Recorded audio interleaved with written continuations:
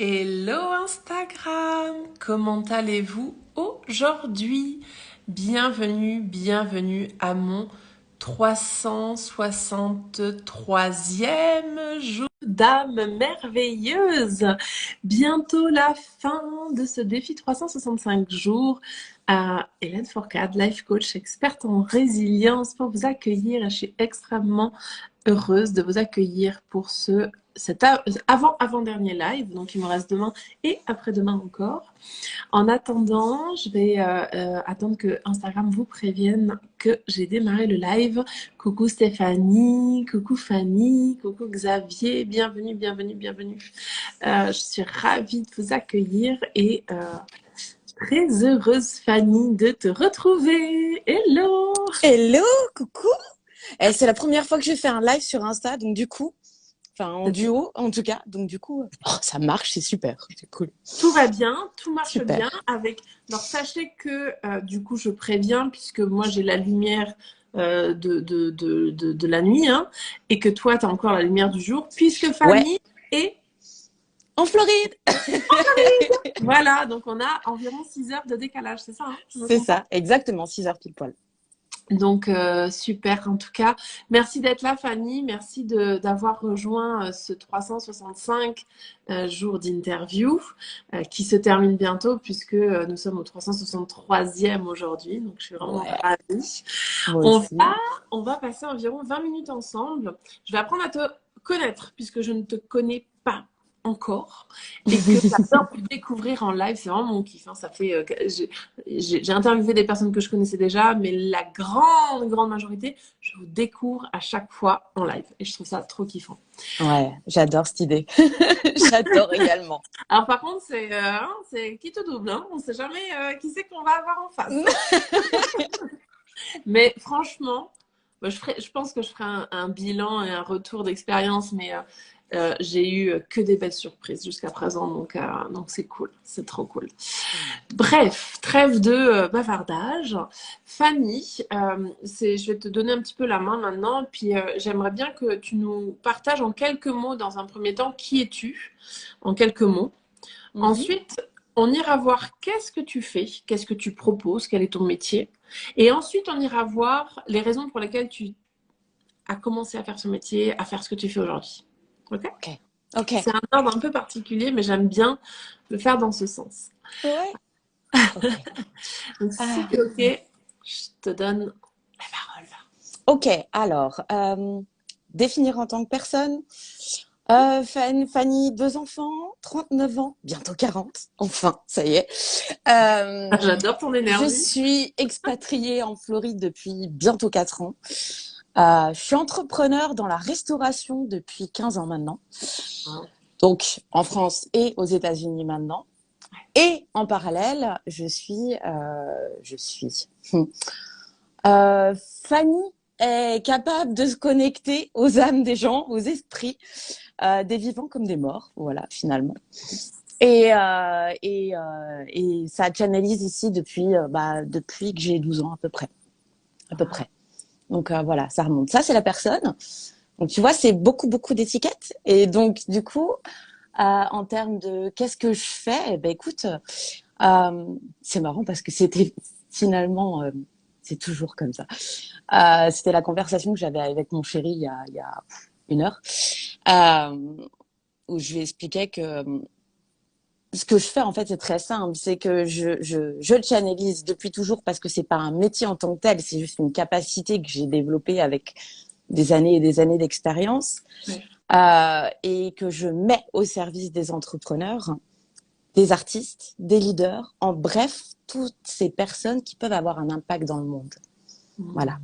L'idée, c'est de mettre ça au service et de leur permettre de développer leur entreprise, leur business ou leur projet créatif pour les artistes, pour leur permettre d'avoir cet impact qu'ils sont censés apporter et matérialiser sur cette planète. Donc voilà, en gros, ce que je fais.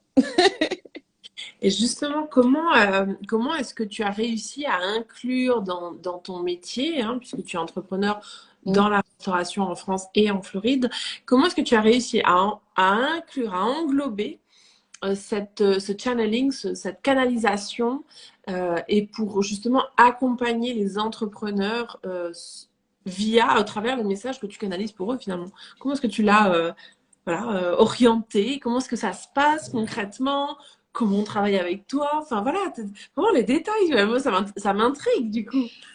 En fait, de manière très perso, j'ai toujours eu la sensation d'être coupée en deux, d'avoir une partie de moi qui se connectait à plein d'autres parts et une partie très concrète, très humaine, très dans le dur, je te dirais, tu vois. On est vraiment là dans le masculin et féminin, mais pour moi, ça a toujours été deux entités presque différentes. Ok. Et, je me suis battue très très longtemps en fait contre ces capacités qui étaient là, qui étaient présentes. J'ai lutté énormément pendant des années pour refouler ça parce que c'était difficile à expliquer, à accepter aussi, et que je suis pas du tout née dans un monde perché et très spirituel et très pas du tout du tout. Donc ça a toujours été cette dualité en fait. Et puis l'expérience de mon humain m'a permis en fait finalement, en devenant entrepreneur dans le dur, mais quand je dis dans le dur, c'est-à-dire que je fais de la restauration rapide. C'est-à-dire que là, on est vraiment dans de l'expérience purement euh, purement masculine, si on peut dire ça comme ça, purement stratégique, sans grand intérêt pour l'ouverture du cœur et autres. Et finalement, c'est au travers de mes expériences d'entrepreneur avec mes équipes, avec mes clients, que finalement, cette capacité de pouvoir me connecter aux gens naturellement, en fait, c'est là que j'y ai vu mon intérêt. C'est là que j'y ai vu l'impact que ça pouvait avoir dans le monde, de pouvoir amener cette connexion à l'autre. Alors, c'est très, très virtuel ce que je dis. Je sais pas, faudrait que je trouve quelque chose de plus clair parce que j'ai l'impression que ça part un peu dans tous les sens. Sorry. Non, alors moi je parle le même langage que toi, donc je pense comprendre. Peut-être si tu veux nous partager un exemple sans citer de personne ou quoi, mais quelque chose que tu pourrais partager pour que d'autres peut-être aient une image plus claire, ça serait chouette. Ouais. Ok. Dans ce monde-là, on a tendance tout le temps à mettre en comparaison être un entrepreneur. Je vais prendre principalement cet exemple parce que c'est quand même la majorité des gens que j'accompagne. Être un entrepreneur et donc penser stratégique et être spirituel et avoir cette ouverture du cœur, de l'esprit, de l'âme, tout en se disant que c'est pas possible en fait d'allier les deux. Alors que au final, moi, via mon expérience personnelle, j'ai pu me rendre compte que plus j'unifiais ces deux parties, plus j'acceptais ces deux parties de moi, c'est-à-dire à la fois ce plan spirituel et ce plan purement humain et matériel et duel, plus c'était finalement facile. Ça se faisait plus dans la douleur, ça se faisait plus dans la dureté et enfin tout se simplifiait en fait quand on allie ces deux choses. Et moi, ça m'a beaucoup servi dans la gestion de mes équipiers, par exemple. C'est-à-dire que de pouvoir me connecter à eux vraiment dans leurs âmes et pas juste comme malheureusement comme ça existe encore, mais juste en mode, t'es juste une main qui me permet voilà, de faire le boulot qu'il y a à faire. Ça permet d'ouvrir des champs des possibles qui sont incroyables. Et c'est ce que j'amène souvent à faire parce que finalement, les entrepreneurs, là où il y a le plus de difficultés, c'est dans cette connexion émotionnelle et relationnelle.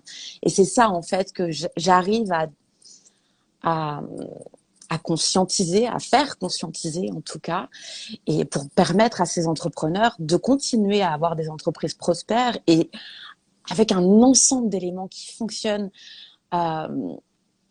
sur tous les plans. C'est pas que financier, mais c'est humainement parlant d'avoir un business qui est abondant tant sur le plan financier, parce que les deux sont nécessaires, que sur le plan humain et relations et C'est juste magique. Voilà en gros ce que je peux t'expliquer. Faire la lumière de temps en temps. Je suis désolée, j'ai l'ordinateur qui Ok. est éteint. Bon, voilà, on va finir sans, je pense.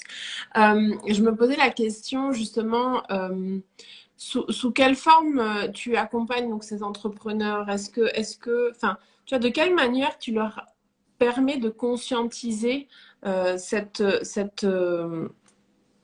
connexion aux âmes des personnes avec qui ils travaillent, que ce soit leurs collègues, leurs employés, etc.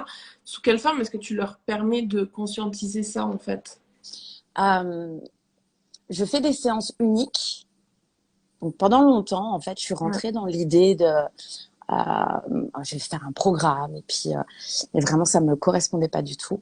ouais, J'ai compris qu'il fallait que je puisse être avec chaque individu de manière totalement intime. Intime parce qu'on parle du relationnel, on parle de l'émotionnel, on parle des parts d'ombre, on parle de tout ça. Et c'est important pour moi d'avoir cette relation-là. Donc je fais des séances uniques. Alors bien sûr, après on peut continuer ensemble le travail, mais en général ça se fait en one shot. C'est vraiment, mais par contre c'est long. C'est-à-dire que les séances, selon les gens, ça peut aller de 1 heure et demie à 4 heures, 5 heures ouais, d'affilée. Voilà, donc ça peut être très, très, très, très intense selon ce qu'il y a à faire. Ma manière de fonctionner, en fait, elle est simple. Comme j'ai dit, je suis pas une coach, je suis une médium et channel. Donc, je me connecte, ou plutôt, l'âme de la personne se connecte à moi et vient entamer une discussion avec l'être humain que j'ai en face de moi. L'entrepreneur, l'artiste, peu importe. Euh, C'est-à-dire que c'est une conversation entre l'âme de la personne qui utilise gentiment mon espace et l'être humain. C'est une conversation, c'est une prise de conscience de ces liens karmiques également parce que, et encore plus pour les entrepreneurs, j'ai pu noter ça, parce qu'ils sont très challengés dans la vie en général. Euh, il y a énormément de contrats en fait, d'âmes qui se jouent, qui se nouent et qui a besoin de dénouer, de laisser partir en fait. Donc c'est tout l'enjeu en fait de ce genre de choses. Si je te donne un exemple, un entrepreneur qui par exemple a vécu, euh, c'est ce qui me vient là comme ça, qui a vécu un deuil de sa mère par exemple. Le deuil s'est passé, il y a eu des questions autour de ce deuil, une culpabilité qui s'est formée, une espèce de promesse qui n'a pas été jusqu'au bout, quelque chose de cet ordre-là. S'il garde cette pression, cette promesse qu'il a fait à sa mère, euh, s'il garde cette pression là avec lui, il va la, la cristalliser en lui et il va créer des relations autour de lui, donc dans son entreprise également et dans ses relations perso, qui vont être dépendantes de ça. Un fameux contrat d'âme, en fait, qui a juste pas été dénoué, ouais. tu vois. Et ça, c'est des blessures d'âme. C'est des blessures d'âme sur lesquelles on... Excuse-moi, ça Ah, a c'est sonné. OK. Ça a C'est sonné, OK, c'est oui. bon, je suis là. C'est bon, Ok, c'est super. revenu. Euh, et, euh, et donc, ça a un impact sur la vie, les décisions, tout ce qui va se créer après, derrière, sur sa créativité d'entrepreneur, sur ce qu'il va mettre en place. Et il prendra des décisions par la peur et non pas par l'amour, par la culpabilité, pas par l'amour, par le choix de soi, mais pour quelqu'un d'autre. Bref, c'est tout un puzzle, en fait, qu'on déconstruit pendant ces séances-là. Ouais, je trouve. C'est ça, c'est ça. Tu nous as partagé juste avant que finalement, ce don euh, j'ai envie de dire, déployé et amplifié. Mm, Depuis très jeune, hein, toute jeune, tu m'as dit tout à l'heure 12 ans. ouais. Comment est-ce que justement, est-ce que tu t'en es toujours servi ou pas? Comment il est revenu à ta vie? Parce que j'ai le sentiment qu'il y a eu une coupure pendant un moment. Oui. C'est ce que tu m'as partagé. Et puis comment c'est revenu dans ta vie finalement et qu'est-ce qui a fait que c'est revenu dans ta vie? Euh, la coupure s'est faite principalement pendant l'adolescence, parce que je voulais rentrer dans le moule tout le monde en fait voulait me faire des amis, je voulais. Et pour moi, c'était très difficile, très très difficile. Donc, il y a eu cette coupure-là jusqu'à l'âge de mes 17 ans. Et à 17 ans, 17-18 ans, j'ai vécu un moment de ma vie qui était extrêmement douloureux, une rupture affective en fait, et qui m'a littéralement mis KO. Donc, c'est la fameuse nuit noire de l'âme. Hein. Moi, Ouais. j'étais en plein dedans. Et, euh, et à cette période-là, j'ai voulu arrêter de vivre, en fait, réellement. Et, euh, et c'est à ce moment-là que les choses sont revenues. Et c'est à ce moment-là, surtout, que j'ai compris qu'il fallait que j'arrête de lutter contre ce que je pouvais ressentir, contre qui j'étais ou qui j'étais censée être, en tout cas, dans cette expérience-là. Et qu'il fallait que je m'engage envers moi-même. Alors, c'est revenu. Et puis, c'est revenu petit à petit, mais j'avais très très peur en fait. J'avais très très peur de ses capacités. J'avais peur de ce que ça pouvait impliquer. J'avais presque peur de faire du mal aux gens. Ah, wow. Ouais, c'était euh, c'était la peur ouais de faire du mal aux gens. Et puis au fur et à mesure, à cette époque-là, juste après cette sortie de période très très sombre où vraiment j'étais très mal, j'ai rencontré mon mari. Et, euh, et bah, ça fait partie des relations qui sont là pour te montrer le chemin, pour te remettre sur ton axe. Hein. D'ailleurs, pour l'instant, c'est toujours le cas, c'est lui qui m'a amené petit à petit à reconnaître ça, à arrêter de cacher ça. Alors, il se bat encore avec moi sur beaucoup de choses, mais oui, ça a été mon associé, mon partenaire, qui m'aide à accepter ces capacités-là et à les développer et à les utiliser au quotidien. Ouais. Magnifique. En tout cas, merci Ouais, pour ce beau partage. C'est vraiment chouette de pouvoir parler de tout ça aujourd'hui ouvertement, en tout cas, et que ouais, tu aies pu nous donner des exemples précis de comment est-ce que tu accompagnes ces entrepreneurs au travers finalement la lecture de leur âme. c'est J'ai ça, envie donc merci pour ça Fanny. avec grand Et plaisir. bah, on arrive gentiment à la fin. On n'est pas encore à la fin. Il reste une toute dernière question que j'aime bien vous poser, qui est une question de partage. Est-ce Mhm. que vous pouvez nous partager justement quelles ont été trois inspirations qui t'ont accompagné, qui t'ont permis de peut-être être où tu en es aujourd'hui, des inspirations qui peuvent être des auteurs, des livres, des guides spirituels, en dehors de la famille et des amis. Parce que je te demandais de les noter en commentaire avec tes coordonnées euh, pour que peut-être elles puissent inspirer d'autres. Tu vois, des fois c'est un livre qui t'a permis un déclic et puis ça peut donner l'idée à quelqu'un de le lire. Et puis tu vois, en fait, l'idée c'est un peu ça, c'est de partager, de diffuser un petit peu nos inspirations pour qu'elles puissent inspirer d'autres que nous finalement. Ouais, ouais.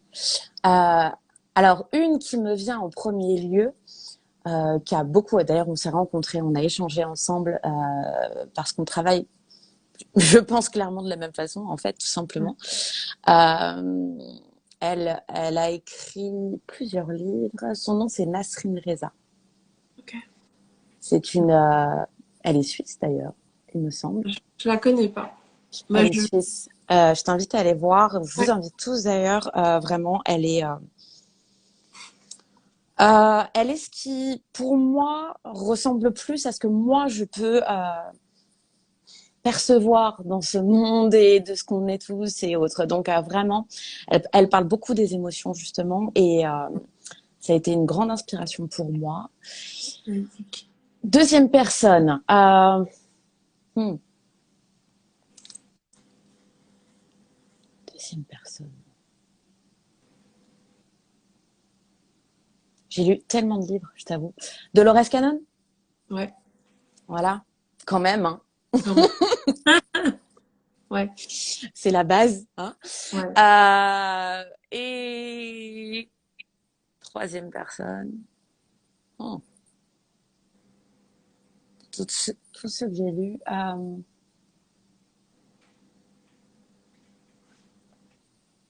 Il y a un mélange, mais j'aime beaucoup. euh, J'aime beaucoup. Oh, il faut que je choisisse. Tu peux en donner 4 si tu veux. Je te laisse. J'aime beaucoup ce que fait. Alors c'est pas spirituel, mais je le trouve passionnant. C'est Nassim Haramein Ok. qui travaille plus sur la connexion entre les énergies, l'astronomie, nos ancêtres. Enfin bon, c'est très très large. C'est un scientifique, hein, donc vraiment très très large. J'adore. Et Greg Braden. Ouais, Greg Braden. une autre Ouais, pointure.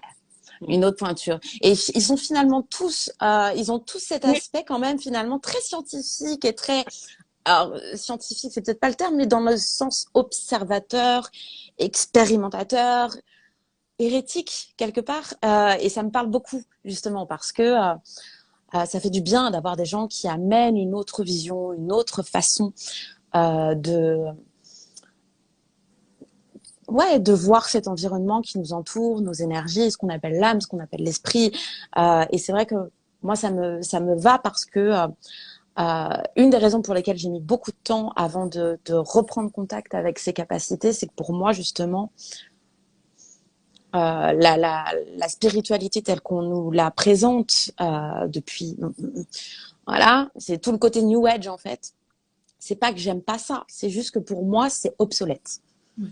Et je trouve que ça ne répond plus à ce qu'on sait maintenant.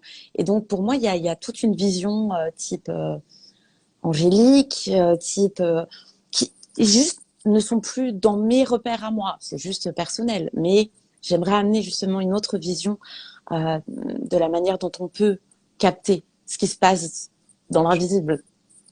Voilà, yes. Ouais, je comprends. Merci en tout cas avec grand plaisir. l'inspiration. Je t'invite vraiment à les noter, comme ça je pourrais aller voir les personnes que je connais pas. Ça m'intéresse. Et en tout cas, merci du fond du cœur pour toi, pour qui tu es, pour le partage de tout ce que tu fais aujourd'hui, tout ce que tu proposes, ton parcours et ton énergie que j'aime beaucoup. Voilà. Merci à toi. Merci à toi. Il y a plein de belles connexions derrière toi. On en reparlera ailleurs. On en reparle. Mais je sens Je te qu'il y a une laisse belle connexion. revenir de tes vacances.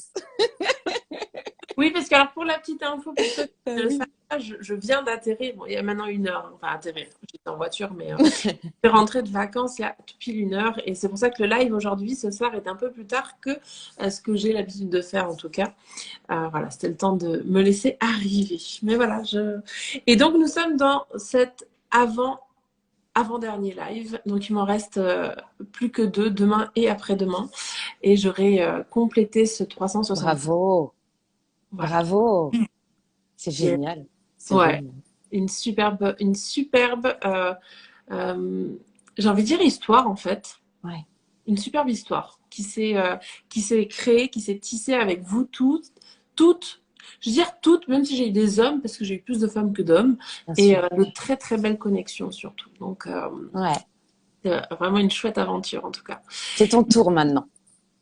C'est Bien. cool. C'est ton tour. En tout cas, merci à vous tous qui étaient présents. Merci à toi, Fanny. Merci à toutes les Avec personnes grand plaisir. Merci. garderont en replay. Myriam qui me dit merci Hélène pour cette superbe aventure. Ouais. Et à toi, Myriam, tu en faisais partie aussi. Donc, merci à vous toutes, j'ai envie de dire. Mais je le dirai. Voilà, je vais vous souhaiter une excellente soirée pour ceux qui sont en Europe. Et puis, bah, fin de journée ou journée tout court pour toi qui es en Floride. Hein. Et je te remercie encore du fond du cœur. Je vous embrasse très très fort et je vous dis à demain pour mon prochain live, avant-dernier live. Et voilà, je vous embrasse très fort. C'est tout. Merci beaucoup Fanny. Ciao. Salut.